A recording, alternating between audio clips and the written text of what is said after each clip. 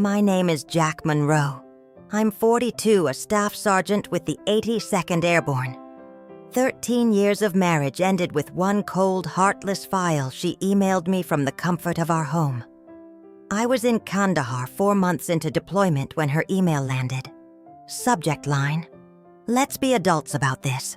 Inside 3 sentences. Lauren had filed for divorce, drained our joint account, and moved her new boyfriend into our house in Spokane. His name, Kyle. No warning, no explanation. While I was dodging bullets, she was redecorating with Kyle. I stared at the screen, took a cold shower, suited up for duty, and said nothing. That night I replied with one word: understood. But deep down I knew this wasn't the end. It was the start of something she didn't see coming. Military life trains you to observe patterns, read. Silence like a coded message. Lauren had gone quiet in all the wrong ways. Stopped asking about my missions. Started changing her passwords. Laughed at texts she never let me see. I didn't accuse. I didn't beg. I watched, and I prepared. It started small copies of important documents stored in a rented storage unit 30 miles out of town. Birth certificates, house deeds, marriage license, my grandfather's watch. I opened a second account under a different bank name and funneled part of my paycheck into it. Not enough to trigger suspicion, but enough to make sure I wouldn't return from war to financial ash. Lauren didn't notice. She was too busy playing house with Kyle. Yeah, I'd done some digging. Kyle, the guy who just needed a place to crash after his last breakup. Next thing I knew, he was walking my dog using my grill, sleeping in my bed. The guy had a record too.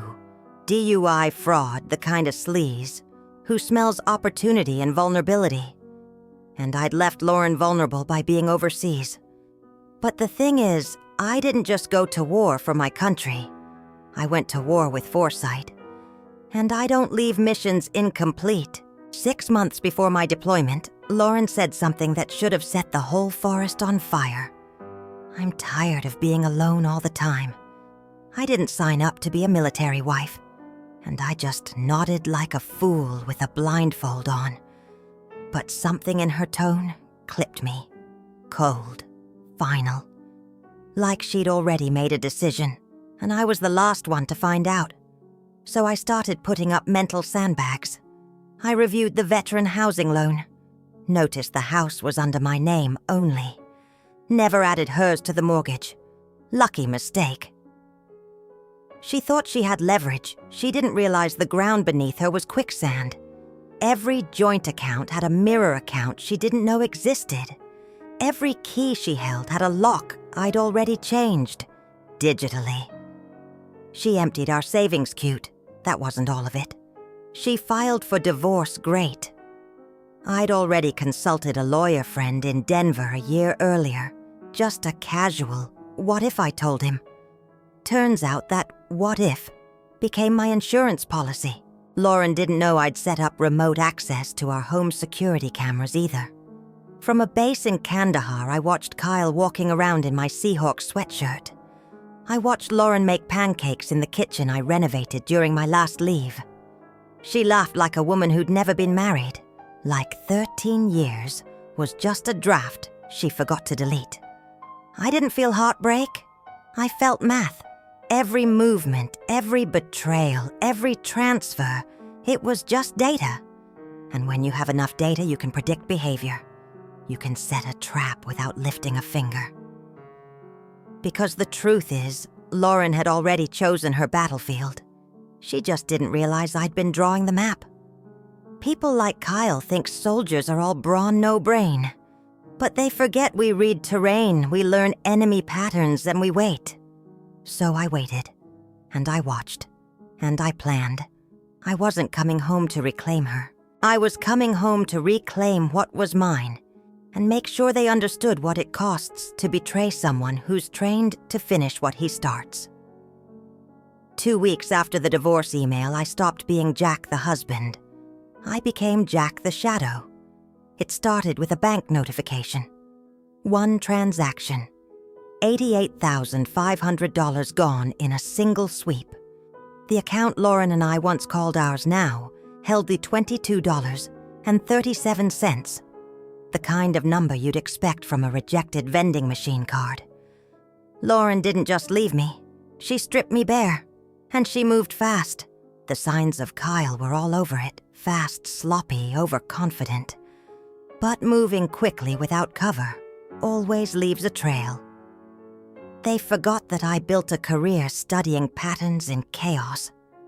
I've tracked men through sandstorms darker than this betrayal. They should have known better. So I followed the trail, transaction by transaction, routing numbers, shell accounts, new aliases. One name kept repeating: Daniel Spencer, real estate agent based in Spokane. Something about it caught in the back of my mind like a thorn. I dug deeper. 3 homes sold in 2 years, all below market value. Each one owned by a woman recently divorced from a military man on active deployment. And in every case, Kyle's name surfaced, never official but always nearby. Contractor, consultant, friend of the seller. This wasn't some reckless affair. This was organized, a pattern, a business. That night, I called the bank from a dim hallway in the base's communications center. Flickering lights, cracked walls, voices echoing from distant rooms where war never really sleeps. I gave them my identification, confirmed my details, and listened. The banker's voice hesitated mid-sentence. "Sir, some of these recent withdrawals appear highly irregular." "Irregular?" I replied. "Try criminal." Back at my bunk, I didn't sleep. I didn't curse. I didn't cry. I opened my laptop and logged into the home security system. There they were, Lauren and Kyle, sitting on the couch. Drinking red wine like life had handed them an early retirement. He was wearing my sweatshirt, holding my Seahawks mug. My dog Zeus lay beside him, tail wagging. That moment tore me open. Not because I missed her, but because she looked at peace, like I had never existed. I didn't flinch. I didn't blink. I opened a blank notepad, not for journaling, for war planning. Call James, my army buddy turned lawyer in Seattle. Request refinance documents. Check the military housing loan terms. Secure my pension.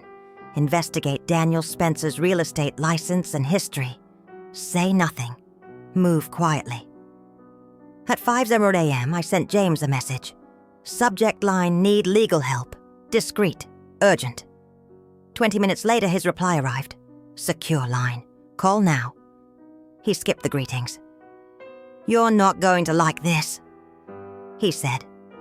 I let him speak. "Lauren forged your signature. She and Kyle refinanced the house. They pulled out $330,000 in equity.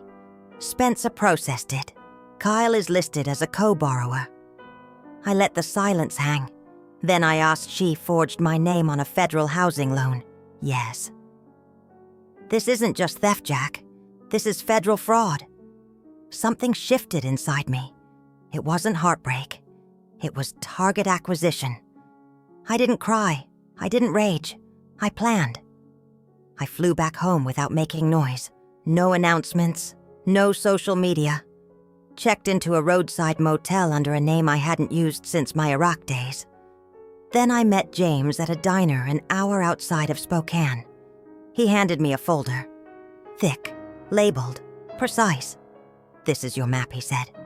Inside were copies of the forged loan documents, screenshots of Kyle's arrest record, a pending real estate listing for my house courtesy of Daniel Spencer. They weren't just stealing. They were flipping, taking the house, selling it below value, and pocketing the margin. "They think you'll back down," James said. "They're wrong," I replied. The next morning, I walked into the very bank that had approved the refinance. Sat across from the loan officer. I showed him my military ID. Then my real signature.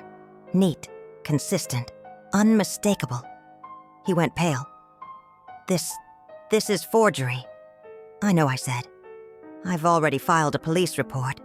Just thought you'd want to be prepared before federal agents ask you the same thing." That night, Lauren finally reached out. One text. "Who have you been talking to at the bank? Kyle says someone's asking questions." I didn't reply. Didn't need to. Some silences speak louder than any scream. She knew I was back. What she didn't know was which version of me had returned. 4. I didn't reply to Lauren's message. She was guessing, testing the waters. She must have sensed something had shifted, maybe in Kyle's tone or the way their bank account had stopped behaving the way it used to. She had no idea what was coming, and I wasn't about to give her a warning. The next morning, I met James at the county office across town. We didn't wear suits. There was no small talk, just paperwork, a clipboard, and a plan. We filed a formal fraud complaint on the refinance, forged signatures, identity theft abuse of a military-backed loan. When the Clark stamp landed on the page, the mortgage was officially frozen. So was the deal Lauren and Kyle had schemed together. The money they stole had become legally unreachable, even if they didn't realize it yet. That afternoon, James submitted a federal complaint to the Department of Veterans Affairs. We included everything original, and forged loan documents, my deployment records, the bank officer's signature, neatly organized with one direct message. Active duty service member targeted for fraud. Military-funded property compromised during deployment. Forged authorization used. Full documentation enclosed. The complaint didn't rely on emotion. It carried weight because it was structured. The Department of Veterans Affairs doesn't operate on emotion, but they despise being manipulated. But they hate being manipulated, especially when someone exploits their loan system while the service member is still deployed. By nightfall, I had done more damage from a motel room than Lauren and Kyle had ever anticipated. Then came the waiting. Not passive waiting, strategic. I monitored the bank account. I watched the security cameras at the house. Every feed, every motion, every repetition. Lauren and Kyle didn't change a thing. They still drank from my mug, sat on my couch, and lived like they had already won. But everything changed on the 5th night. That's when he appeared. Daniel Spencer, the fixer. The one who moved the paper, cleaned the trail, and flipped the properties. I recognized him from James's file. He had sold 3 homes under suspicious circumstances. Each belonged to a woman freshly divorced from a deployed soldier. Every time there was a new boyfriend involved. Every time the sale happened below value. He knocked on the door just after 6 in the evening. Lauren answered. Not Kyle. That alone spoke volumes. She stepped outside, arms folded tight. Her posture wasn't defensive. It was uncertain. They spoke for 7 minutes. I recorded the entire thing. There was no audio, but I didn't need sound to understand. Her body told the whole story. Lauren was no longer confident. Spencer wasn't even pretending to listen. He handed her something small and dark about the size of a flash drive. Then he left. Lauren didn't go back inside right away. She just stood there like the full weight of everything had finally caught up to her. Back at the motel, I watched the footage 5 times. I slowed it down and paused it on her face. There was no guilt in her expression, only fear. I called James. "She's breaking," I said. "Good," he replied. Time to press harder. "How's the file on Spencer thick?" He used 3 fake companies to move the money. 2 shell buyers, multiple off-the-books payments. All of it connects back to Kyle's older aliases. Any trace of the money? Half of it. He's good at hiding it, but not invisible. That was enough. The next morning, we went to the bank, not the local branch Lauren had used, but the main office that had approved the refinance. The loan officer who'd signed off sat behind a desk that looked more expensive than his judgment. I placed my ID on the table. Alongside it, I laid down the property deed, the mortgage paperwork, and 3 pages of handwriting comparisons. His face turned pale. "Mr. Monroe," he said slowly. "This signature is forged," I finished. "I didn't know. But you authorized it?" I cut him off. "While I was deployed, while Kyle was settling into my house." He didn't argue. I told him I had already filed federal reports and that today's visit was merely a courtesy. He didn't try to push back. He didn't call security, because he already understood just how deep this was going to go. That evening, my phone buzzed again. "Lauren." The tone had changed. "Jack, we need to talk. The bank's asking questions. I don't know what's going on, but can we please talk like adults?" I stared at the screen. Then I put the phone down. She still thought this could be fixed with words. She still believed she had power. But she was wrong. This wasn't about repairing a marriage. This was about removing the infection I hadn't realized had been inside my life for years. I stepped outside and looked up at the Montana sky. The air was cold and sharp. The clouds were low and heavy. A storm was coming. And this time, I was the one bringing it, because the trap had snapped shut, and I hadn't even had to lift a finger. 5. The morning after the arrests, I was called in. The FBI field office in Spokane didn't look like much. Just a beige hallway, a plain door, and a conference room with fluorescent lights that hummed too loud. But behind that door, lives were being undone with the precision of a scalpel. They handed me a folder, thick, heavy with everything I already knew, but this time printed, signed, cataloged. Kyle or Jeremy, depending on which lie he was telling, had done it before. Spencer, too. My case wasn't unique. It was just clear, documented, cleanly traced. Federal fraud wire transfers fake identities. A playbook built on targeting. The distracted, the trusting, deployed soldiers too far away to stop what was happening in their own homes. But the part they hesitated on was Lauren. She was a question mark, a wild card. She claimed she didn't know. Claimed Kyle manipulated her, convinced her I'd been hiding money, plotting to leave her broke and forgotten. She said the forged signature might have come from a birthday card I'd once written. It was almost funny, until they showed me the prescription pads, the stolen DEA numbers, the email threads that didn't just suggest complicity, they confirmed intent. That's when the question came. What did I want? It wasn't an easy answer, not because I was conflicted, but because justice didn't feel like enough. It wouldn't give me back the years, the trust, the version of her I used to believe in, the one who waited for me at airports, who cried when I deployed, who once made me think I was more than just a uniform with a name tag. But that version didn't exist anymore. Maybe never did. So I gave them my conditions. No jail, not from me. But everything else, I wanted it all returned. My name, my house, every cent stolen. And I wanted her to write down exactly what she did. No loopholes, no rewrites. Just the truth in black ink on federal paper. 6 weeks later, I sat in a courtroom. No cameras, no jury. Just a judge, a stack of documents, and 2 people who used to share a life now separated by a wooden table and 12 feet of air too thick to breathe. Lauren looked smaller, leaner, not humble, just worn. Like the version of her I used to know had been hollowed out, replaced by something brittle and sharp-edged. But even then she still carried defiance. Right up until the judge read the confession aloud. Fraud, forgery, identity theft, tied to federal funds. And that's when it broke. Her face, her posture, the illusion that this could all be walked back. Afterward, she followed me outside. She tried to speak. I didn't let her. Not out of cruelty, out of finality. I'd given 13 years to someone who turned my absence into an opportunity.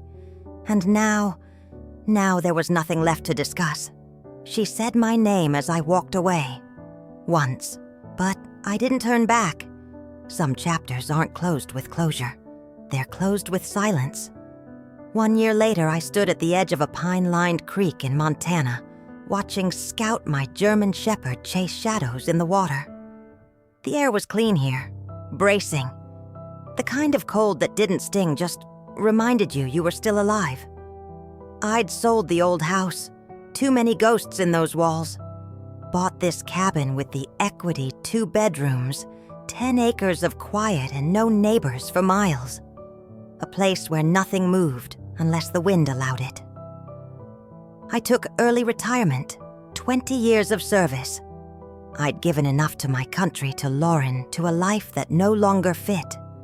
Now I built tables for people who paid in firewood or fresh eggs, fixed fences, mended old barns. I liked the silence. I liked the way it didn't expect anything from me. Sometimes the past knocked a letter from the FBI, a call from James, an old uniform folded in a forgotten box. But mostly it stayed where it belonged behind me. One afternoon, a letter arrived. No return address, just my name clean and precise. Inside, you don't know me, but my husband was Navy. They tried to take our home. The FBI said your case stopped them. You saved us. Thank you for fighting back when others might have disappeared. I read it twice. Then I pinned it to the fridge. Some nights when the trees creaked like old bones and Scout curled beside the fire, I'd stare at that letter and let the stillness do its work, not erasing the pain, just dulling its edge. I don't think about Lauren much anymore. Don't wonder where she ended up or what stories she tells herself to sleep at night. She made her choices, and so did I. I didn't win everything, but I won enough. I won peace. And some days, that's more than most get. It was a Tuesday. Quiet. Gray sky. Rain licking the porch roof like a ticking clock. I was sanding a cedar plank for a neighbor's gate when I saw it a single envelope tucked neatly beneath the door, like it had been hand-placed, not mailed. No stamp. No name, just there. I opened it with the slow caution you reserve for bad news that already smells like blood. Inside one sentence, you didn't finish it. No threat, no signature, just a taunt clean, sharp, deliberate. Beneath that line, an address. Portland, Lauren Monroe, dental office. I hadn't heard her name out loud in almost a year, not in courtrooms, not in dreams. I'd made peace with the silence she left behind, filed her underdone. Done with the lies, done with the damage, done with needing closure. But the letter said otherwise. And something in my chest, something old and trained, stirred. That night I sat on the porch, with Scout curled at my boots. Cold wind, distant owl. I cleaned my pistol like I used to before missions. Not because I was scared, but because part of me already knew this wasn't over. I called James, got a letter. No name. A address points to Lauren's clinic in Portland. What kind of letter? The kind that doesn't ask questions, just dares you to follow. Silence. Then, don't go alone. Wasn't planning to. But we both knew I was lying. Next morning I drove west. Fog clung to the roads like smoke. The sky never broke. Every town I passed felt smaller, more distant, like I was moving out of one life and into another older one. By the time I reached Portland, it was nearly dusk. I parked across from Lauren's clinic under a busted street lamp, the kind of place people pass by without noticing. I waited, watched. 2 hours in, she appeared. Lauren. Her hair was darker now, cut shorter. She wore a blue coat she would have hated a year ago. Practical. Modest. She looked tired, like life had taken more than she could ever explain. She walked with her head down, clutching her purse like it held her last piece of identity. And she wasn't alone. He was across the street, tall, lean, eyes like stone, not watching the clinic, watching her. And he wasn't just a stranger. I knew that look. I'd seen it in Kyle, in Spencer, in men who didn't love what they pursued, just calculated what it was worth. I snapped a photo, sent it to a contact army intel, someone who owed me for something messy and off the books in Basra. 10 minutes later, a reply, named Trevor Holt, known associate of Daniel Spencer charges, pending conspiracy, exploitation, coercion. Suspected in 4 unresolved financial crimes, spouses of deployed service members under FBI interest location unknown until now. My blood went cold. This wasn't some random coincidence. It was a network still alive, still feeding. And Lauren, for all her sins, was now in the blast radius. Was she involved again? Was she the mark? Or was she playing a role so deep she'd forgotten where it started? I didn't know. But I knew one thing, Holt wasn't there to sell insurance. He was there to finish what Spencer couldn't. This wasn't revenge anymore. It was continuity. The operation wasn't over, it had just evolved. And now I had a choice. Walk away like I swore I would. Or dive back in, not to save Lauren, but to cut the rot at its root. For the first time in months, I felt it again. The burn. The clarity that only comes before a fight. I started the truck, because when the fire comes back to life, you don't question it. You aim it. I shadowed Holt for 3 days. He never approached Lauren, never called out to her. He just followed always, 2 steps behind like a shadow, waiting for something to unfold. No haste, no signals, just presence, calculated, deliberate, like a man playing the long game. And on the 3rd night, it happened. Lauren slipped out the back door of the dental clinic, a dark duffel bag clutched in both hands. No hesitation, no looking over her shoulder. She handed it off to Holt like this wasn't the first time.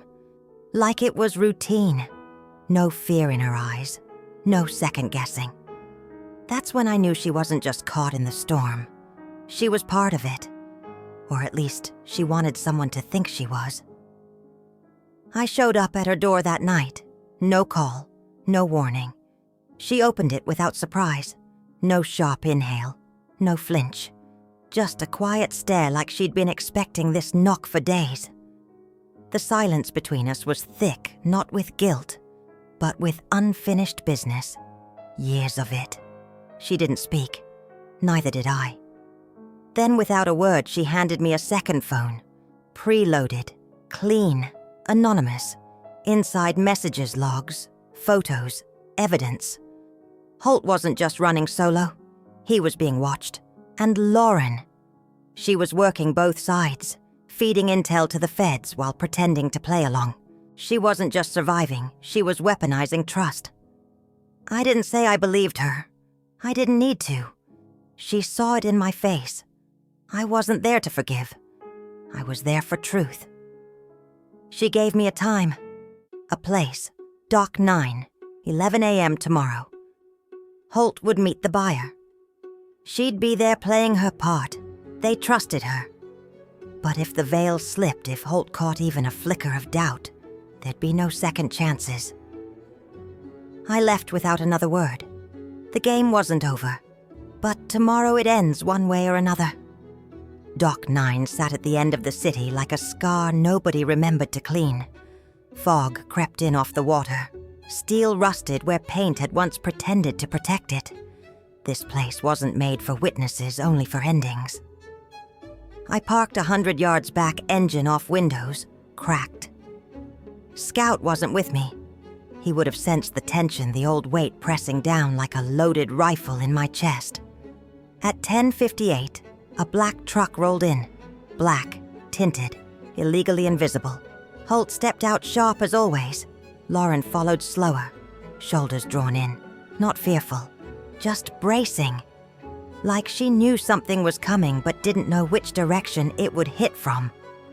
Then the 3rd man appeared. No name, just presence. You know the type, tailored coat, expensive silence. The quiet of someone who doesn't raise his voice because people already know what happens if you don't listen. They exchanged words I couldn't hear. But body language doesn't lie. Lauren handed over a second bag. Holt gestured toward her. The other man said something flat. Final. Lauren froze. That's when I saw it, the twitch in his shoulder, the dip of his hand under the coat. Reflex took over. I fired once. His weapon clattered to the ground before he did. Then I stepped into the open. No screaming, no chaos. Just the wet slap of rain, and 4 lives balancing on the edge of consequence. "Step away from her," I said.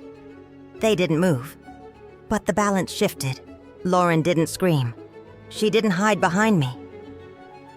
She turned and drove her knee into Holt's ribs with surgical precision. He dropped like a folding chair. Sirens rose in the distance. Real ones this time. The cavalry just late enough to make me wonder if they ever arrive early for people like us. I grabbed Holt by the collar. His breath came in gasps, but his eyes still burned. "Who else is in this?" I asked. "You think they'll stop because of this?" He coughed. "You stopped a drop in a flood." I said nothing. Sometimes silence is the most efficient violence.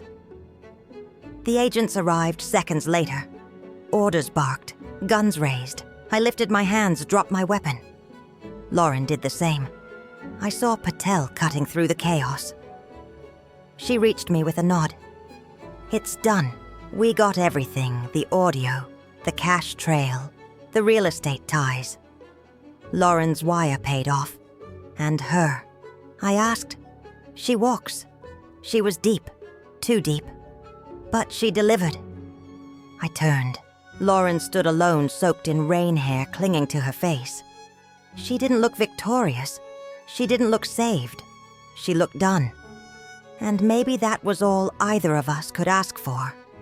Our eyes met. No smile, no gratitude, no apology. Just the mutual understanding of 2 people who survived a fire. They started from opposite sides of the same match. Then she looked away, and I let her. Justice didn't feel like victory. It came with no applause, no catharsis, just forms courtrooms, and the sound of someone else reading out the wreckage of your life in a monotone voice over a crackling microphone. Lauren pled out. Her cooperation saved her from prison, but not from everything else. She was charged with federal wire fraud, identity falsification conspiracy, to commit mortgage fraud. Her signature on forged VA loan documents alone carried enough weight to destroy careers. In the end, she signed away everything a claim to the house, access to my pension restitution in full, in a confession in her own handwriting. Cold, clinical, exact. No one visited her at sentencing, not even Kyle. He took a deal too, 8 years federal time. Conspiracy wire fraud, grand theft. Spencer got more 12, multiple jurisdictions, 3 states pressing charges. His entire network unraveled like a rotting blueprint. But none of it felt clean. Because justice is never surgical. It cuts through bone. And sometimes it takes pieces you didn't realize you still needed. I returned to Montana, but the silence felt different. Not peaceful, just still. Still like aftermath. Still like a house with no furniture left to burn. I spent weeks alone. Built fences. Fixed what could be fixed. The porch, the roofline, the back door that always stuck in winter. Things with structure. Things that obeyed rules. Unlike people. I thought about Lauren more than I wanted to admit. Not with longing. With examination. She'd once told me people don't change, they just reveal. I didn't know if she meant herself or me. Maybe both. One night I read her confession again. Not out of anger. Just to remember the weight of it. I falsified a federal loan application knowing the consequences. I acted under influence but not under coercion. I was not threatened. I chose. That line stayed with me. I chose. So did I. I chose to survive it, to walk through the ruins without becoming them. The letters still came from people I'll never meet. Veterans, spouses, strangers who said thank you for standing up. Some said I saved their homes, their marriages, their sanity. But the truth, I didn't stand up to be brave. I stood up because I was done kneeling. I lost 13 years. I lost illusions. I lost softness. But I gained clarity. I gained the knowledge that even when everything collapses, your name, your trust, your future, there's still one thing that can't be stolen. Who you become after. And on cold mornings when Scout lies at my feet and the sun hits the frost just right, I remember. This isn't the life I planned, but it's the life I earned. And no one, not Lauren, not Kyle, not even the ghost of the man I used to be, gets to take that from me. Not ever again. I sold the house, no ceremony, no listing, just a signature, a wire transfer, and a key dropped into a metal lockbox that knows what those walls have seen. I didn't walk through the rooms one last time.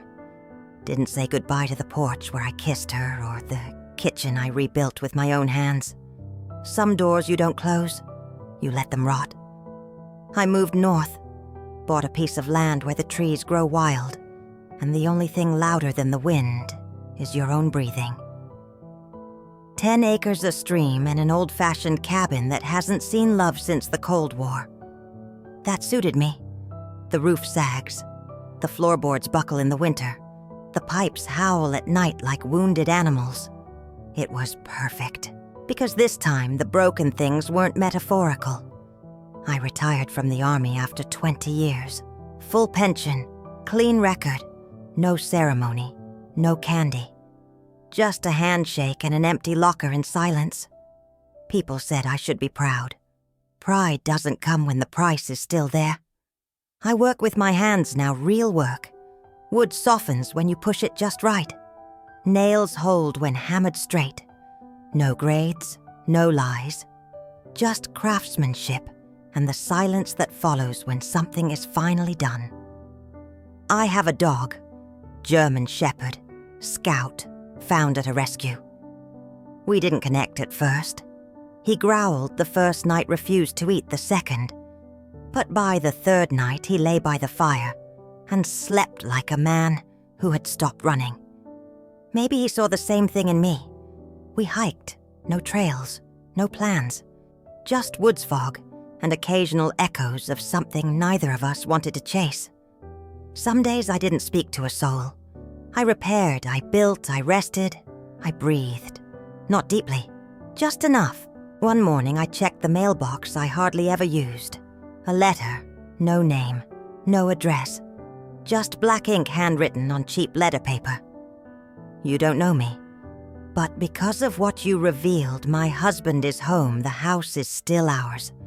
Our daughter doesn't lose her room. Our life isn't broken. Thank you for not leaving. I read it once, then read it again. Then I taped it to the refrigerator, right next to the other letter, the first one. I didn't write it again. There was nothing to say. Because the truth is, I didn't stay and fight because I believed in justice. I fought because I was tired of losing to people who smiled as they took. And now I live quietly. No apologies, no explanations, just space, just breathing, and a life for the first time in a long time that isn't about what's lost, but about what I refuse to let them take. It was early fall when she showed up. The air had turned sharp. Leaves had just begun to burn orange and gold across the ridge. Scout had taken to curling beneath the porch in the afternoons, chasing the low sun. It was quiet, the kind of quiet you earn, not stumble into. Then came the knock. Not loud, not hesitant, just 2 measured taps. I knew before I opened the door. Lauren. She looked different. Not in the obvious ways. Her hair was shorter, yes, her clothes simpler. But it was the eyes. Something behind them had dimmed, not broken, just quieter. She said nothing at first. Neither did I. The silence between us was no longer a battlefield. It was an understanding, the kind you reach when all the bullets are gone, and you're just counting what's left standing. "I'm not here to ask for anything," she said finally. "I just wanted to see you. I didn't invite her in, not out of spite. Just boundaries." She stood on the porch, hands in her coat pockets, glancing around at the trees like they might offer her permission. "I wouldn't. I heard about Missouri, the family you helped. Thought you'd want to know." I nodded once, no smile, no warmth, just acknowledgement. She didn't linger, didn't try to explain. Maybe she'd run out of versions of the story to tell. Or maybe she'd realized some men don't need closure. They just need peace. Before she turned to leave, she paused. "I hope it's better here," she said. "Whatever this is, I hope it's yours." And then she walked down the steps. Scout didn't bark. I watched her go until the trees swallowed her. Then I went back inside, made coffee, sat by the window, and thought for the first time in years not about what had been lost, but about what I'd kept and what I'd built. Not for her, not to prove anything, just for me. I was ready to let it rest. Until the envelope came. No return address, no stamp. Just 5 words on cheap paper. He wasn't working alone. James's voice was calm, but every word landed like a report from a battlefield. He told me Spencer had set up 3 fake companies, shell businesses created under false names, designed to hide the flow of money from each fraudulent sale. The paperwork looked legitimate on the surface, but underneath it was a web of deception, structured to move funds through back channels while avoiding scrutiny. These weren't random efforts. Each company was linked to properties sold by women who had just finalized divorces from deployed servicemen, and every trail led back to Kyle's older aliases. It was no longer just a betrayal. It was a business model designed to exploit vulnerability and turn it into profit. And now, with enough documentation in hand, we were finally ready to pull it apart. If you're curious about the next story, comment number 2. Thanks for watching the whole video.